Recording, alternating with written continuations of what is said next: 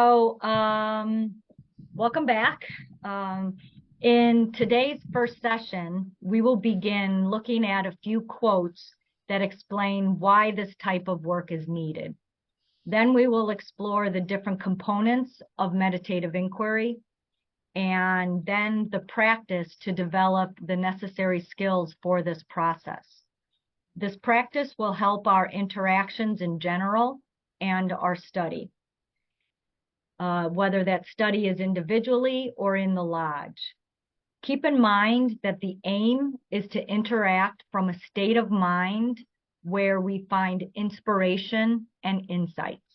What we're talking about in today is the ideal state that we study from. And so the words I'm using here, and this is important when studying Blavatsky's writings, is we have to know how the words are being used in this context.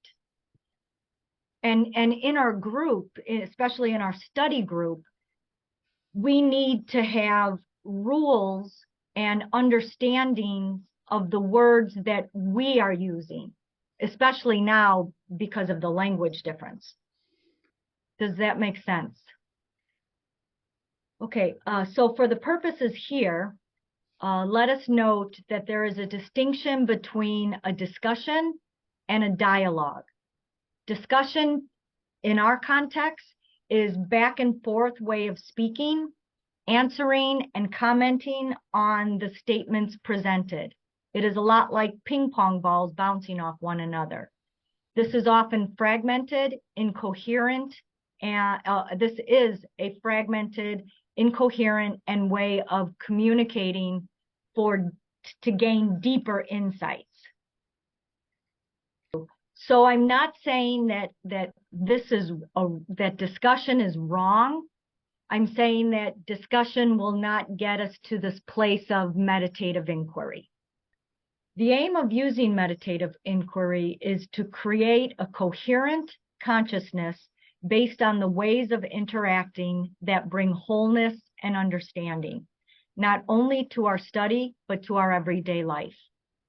When we can maintain equanimity in our interactions, we are creating a field that can hold all the range of thoughts and emotions present at any moment without reacting to them.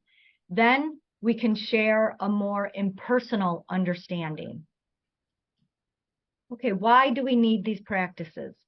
Meditative inquiry is a mindful practice that brings the silent and still mind off the meditation cushion and into our relations with one another.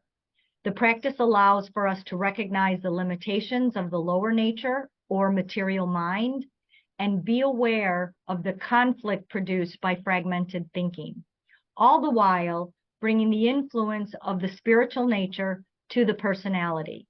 This then opens up the real potential for less conflict and more harmony in our interactions.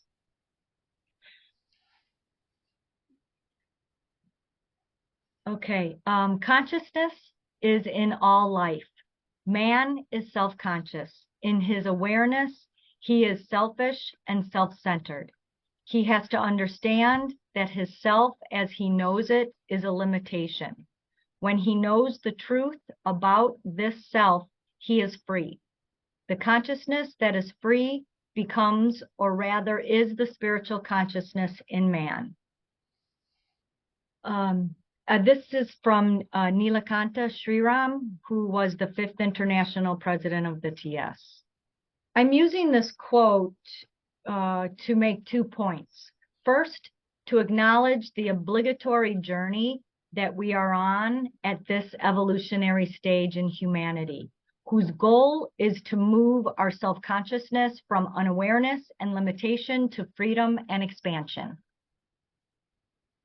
Second, I purposefully highlighted the gender language in this quote. Many times in our discussions, we tend to get lost in the emotional attachment we have to words or concepts or fragments of a text. Then we lose focus and the deeper meaning behind the words or concepts get buried under opinions.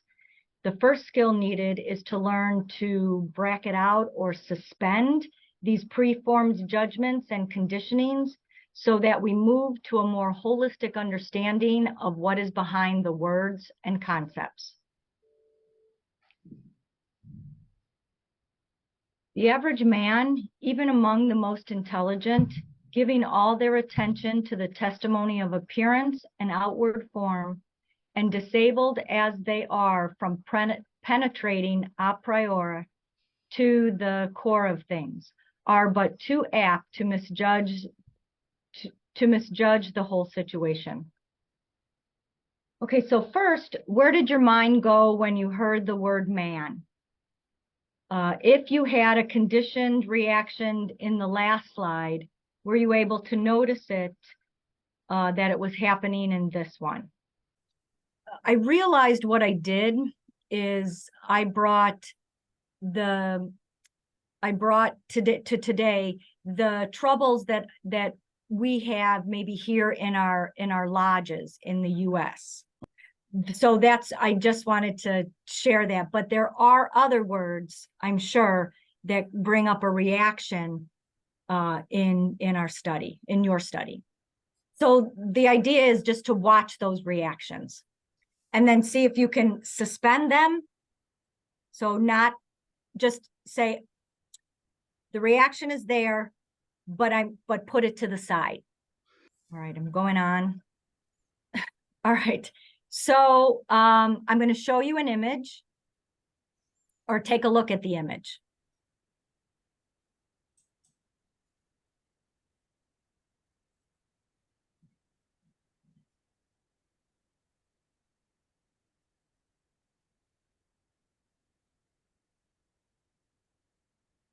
Okay, what was the story, or what story did your mind create around this image?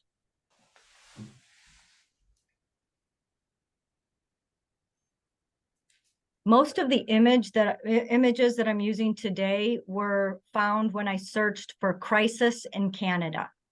This image came up under childhood homelessness.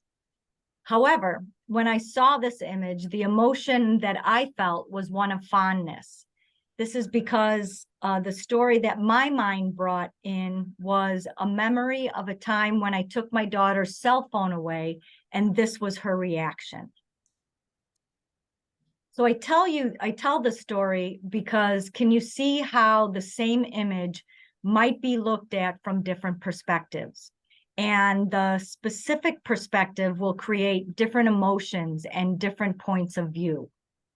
These are the things that if we hold tight to that perspective will cause problems in our lodge meetings. So the same thing happens in conversations where people participate with many different backstories. This would then be an example of a lodge interacting from an incoherent group consciousness. The purpose of meditative inquiry is to help us suspend the stories that the lower mind brings to a study session or conversation, and help us share from a place of unity and wholeness, or at least to start with neutrality, where we can be open and curious. We can only think in our worn grooves, and unless we have the courage to fill up these and make new ones for ourselves, we must perforce travel on old lines. Worn grooves or furrows are built from the thinking patterns and habits, the skandhas we mentioned yesterday. They stem not only from this lifetime, but includes those carried over from previous lifetimes. Okay, the story of the pot roast. A friend was making pot roast for the first time for her partner.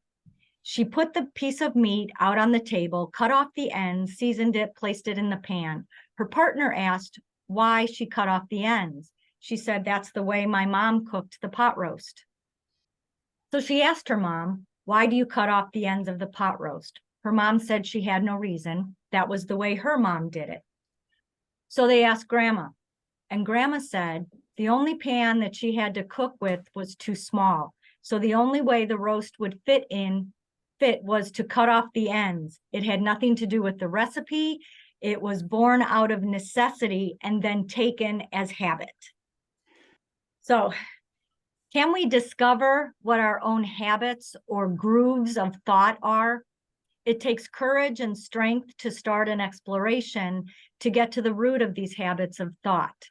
It is sometimes uncomfortable to question our thinking patterns and be left in a state of uncertainty. But by engaging in this self-examination and sitting in discomfort, we will actually find the power to shift the habits and fill in the old grooves. So to fill in the old grooves, we first need to recognize that there are grooves caused by our habits of thinking, by the stories from our brain and the conditionings of the environment. Then we need to redirect, which is give the mind new and healthier stories, open stories, new possibilities of interpretation, create new paths for the brain to follow. But then remember that the ultimate aim is to perceive without stories, creating a ground without grooves. The action item here is increase your exposure to what is different from the usual input your mind gets. Talk with people who challenge your way of thinking. Change the background from which you work. Listen to the stories from marginalized communities, and then study with conviction.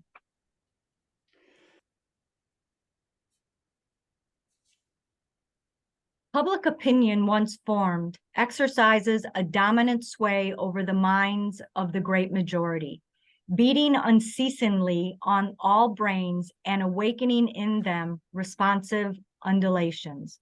However, each man is the person who most constantly affects his own mental body. Others affect it occasionally, but he always. Here alone is safety. Here is real power. The mind must not be allowed to lie as if it were fallow, for then any thought may take root and grow. It must not be allowed to vibrate as it pleases, for that it will answer to any passing vibration. I'm going to move on without commentary. All right. Let's see if I can do this. That there will be no sound. Open. Whoa.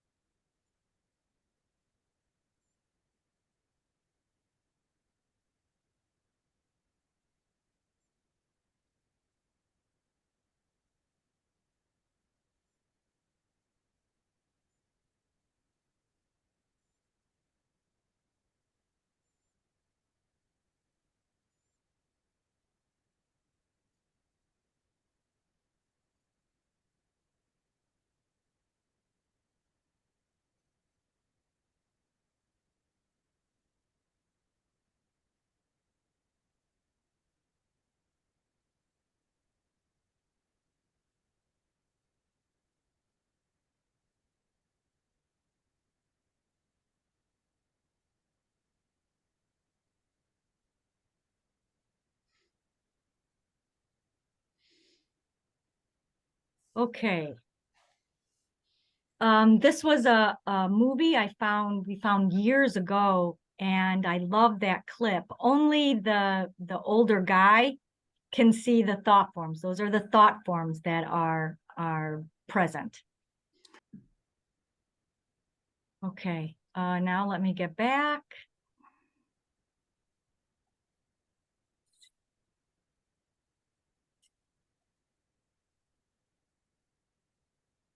All right. So we have to remember, as we mentioned yesterday, Leadbeater tells us thoughts are things. When we have unhealthy thought patterns, distraction is one way to redirect our thinking or quiet the stories that our mind is creating.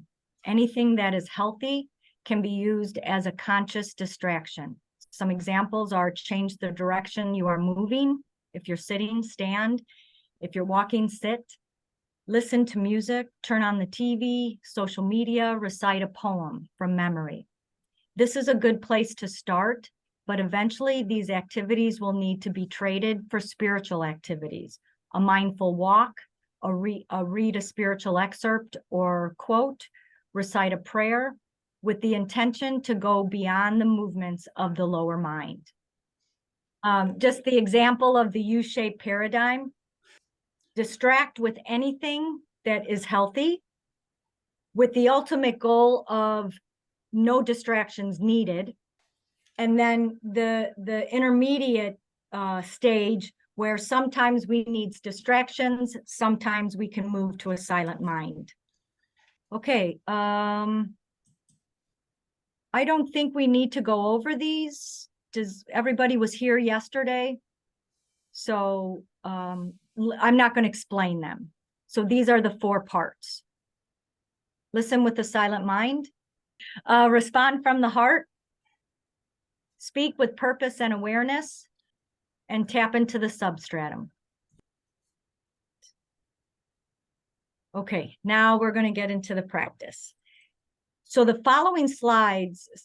following slides, we will continue to make the teachings practical and our minds ready for meditative inquiry.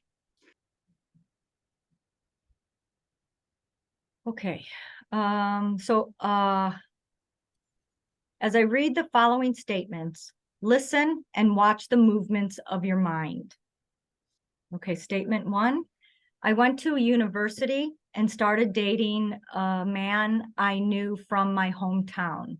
I got pregnant in the spring of that year. I was 19, and without much thought, we decided to terminate the pregnancy. My mom had me when she was 19, and I just couldn't see myself repeating her life. I wish the counselor we went to see had suggested that we put the baby up for adoption. Notice the automatic response from the brain. As you listened to the statement, what was your initial reaction? What came up? Did you notice any pause before the mind started to react? What came next? Did you notice a strong opinion? Did it elicit a strong reaction? And did that reaction stay with you, creating its own story?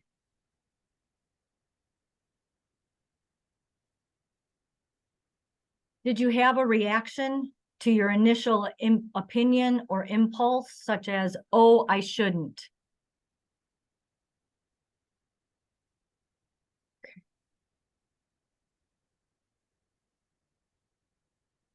All right, we didn't give much time for thinking. Hopefully your brains worked fast.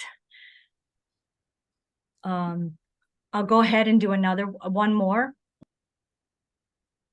Okay, so I never felt comfortable in my body. Most people who knew me have accepted me.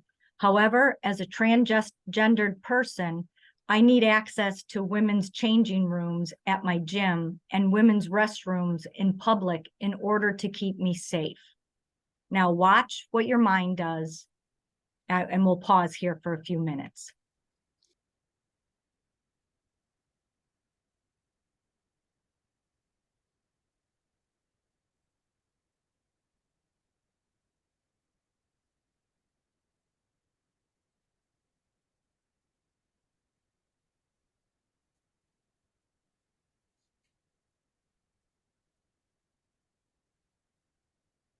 Okay, we'll go ahead and move on.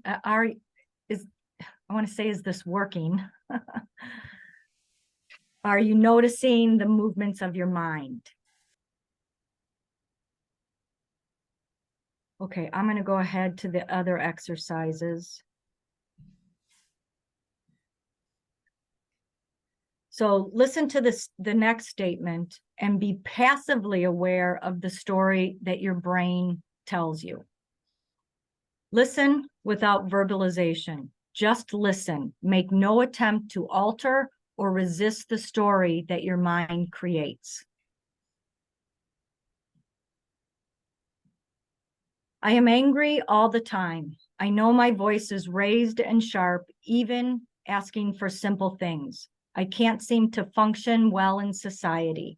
I really dislike myself, and no matter what I try, nothing seems to change. How will anyone ever like me?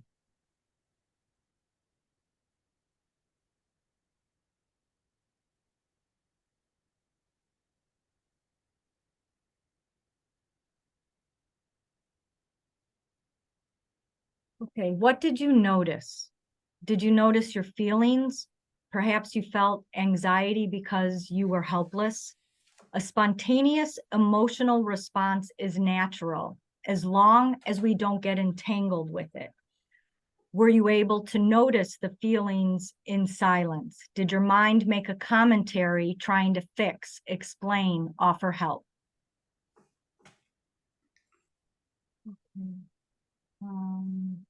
For the next story or the next statement, let us try holding in suspension or moving it out of the way, the verbalization, the judgment, the trying to fix the problem.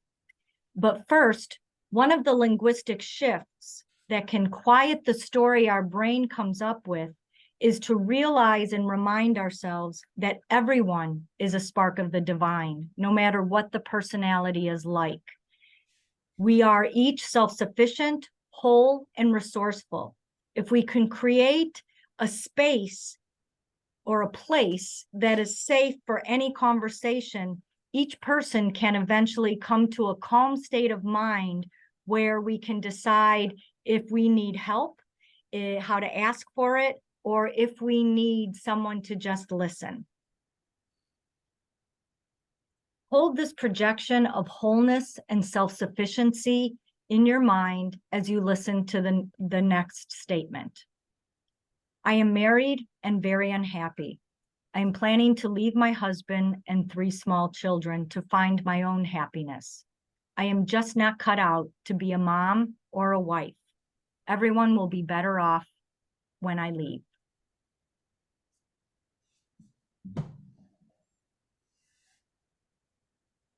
Were you able to listen without verbalizing, without trying to help, without following the story your mind came up with?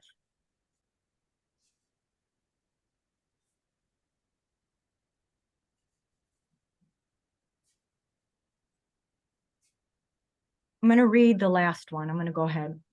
I have arrived to Canada illegally and found work without documentation. I am an honest person and a hard worker, but it is difficult most of the time, and I must resort to stealing food and supplies. I want a better life for my children, but I am one bad day away from losing everything. My children will probably be better off in the system.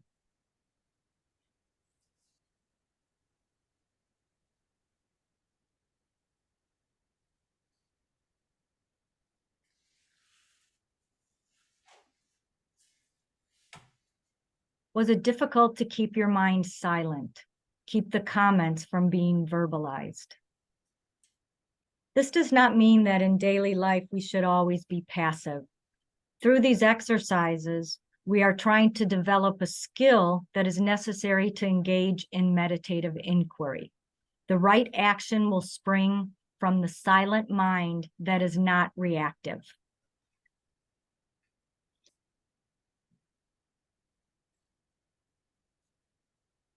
A perception is the first. I feel like we should shake our heads and shake those images out. So a perception is the first message given by the senses before the brain names it or qualifies it or makes it of a concept.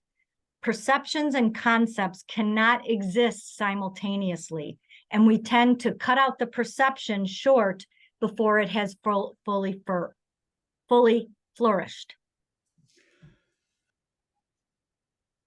Perceptions are looking at the photo in silence, but then this pure perception is turned into a concept through our verbalization, the commentaries and the stories that come after it. It is the movement from the lower mind, the brain consciousness. We can practice staying at the level of perceptions by looking for the times when the brain is quieter and holding on to that. These concepts won't find fertile ground to take hold. There will be a pause before the lower mind kicks in and makes stories. Look for that pause. Okay, this next set of exercise, as you look at the following slides, again with awareness, look for the perception and the reaction that follows. Try to hold on to that perception as long as possible. This is called interacting without the ego, without reacting to the perception of the senses. So first, we started out by just noticing the movements of the minds. Then we looked specifically for the different parts, the perception, the initial perception of the senses, and then the reaction from the senses. Eventually, with practice, you will notice a gap of silence before even the perception comes into consciousness. This is the pause that we're looking for.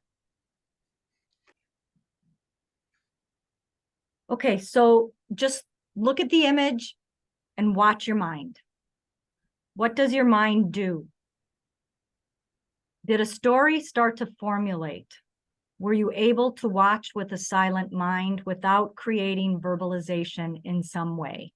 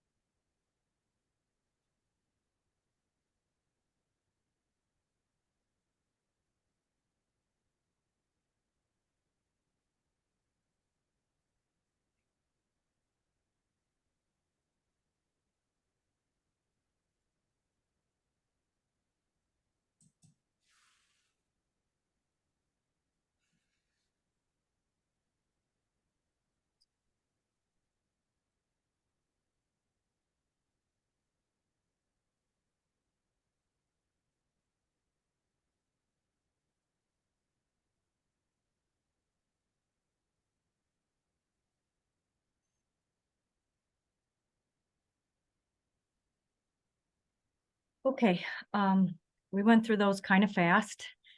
So now I just want to review the steps of the process of the workings of the mind.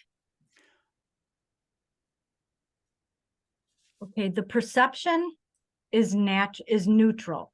Yes, the perception is neutral. The mind creates a story. The story generates a reaction, and there is reacting to the reaction.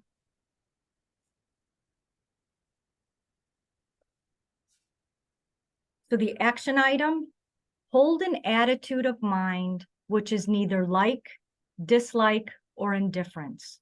What is left then is the curious mind.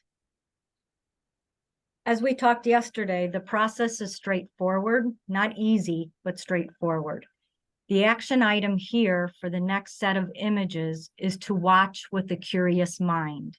Notice the sequence your mind takes and see if somewhere in there you can fit, I wonder.